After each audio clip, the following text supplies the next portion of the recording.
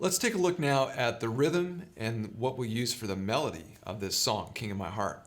So the melody itself is at the intro, and we don't really revisit that again, but we do have a pretty reoccurring kind of pushed rhythm within the chords that we use, especially in the choruses and then also the bridge. So we want to be aware of that because that's going to be something everybody in the band should really sync together on, where those early chords, and it always comes back to the B chord, right? So as we're into the verse, you're going to come on the B, the King of My Heart.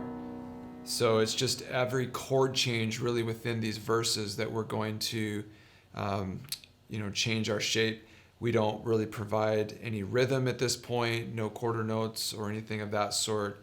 We're just kind of changing with every new chord. So you got the B, 3, 4 to E to the B, G sharp minor to the F, and then E, and that's pushed right there. Okay, so that little thing right there to go from the E, 2, 3, 4. Okay, so you're coming on the offbeat feel, right?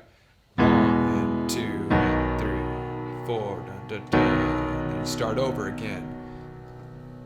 E to the B, then G sharp to F sharp, E and to B. Okay, so that happens all verses. So you want to tune into that. Now for the chorus, and we talked about these kind of bigger, octave chimes that we have as we kind of hit that G sharp.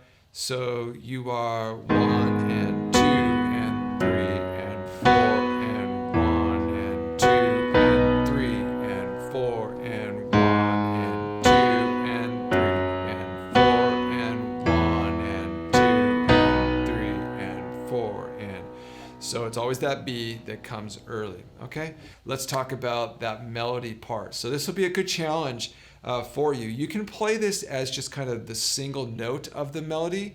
A good goal for you as a musician is to try to include other notes, even as part of your hand, your fingers are playing melody notes that you're filling out and holding in place a few notes of the chord that is happening at that time. So right away at the beginning, what you're doing is mirroring the melody of the verse, right? So this intro bit that we play, I'll just play it right here.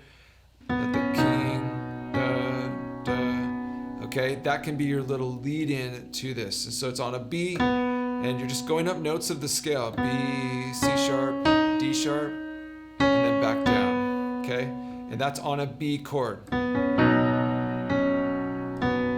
Okay?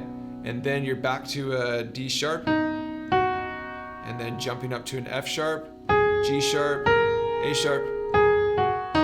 So that's actually kind of a little pentatonic scale feel is what that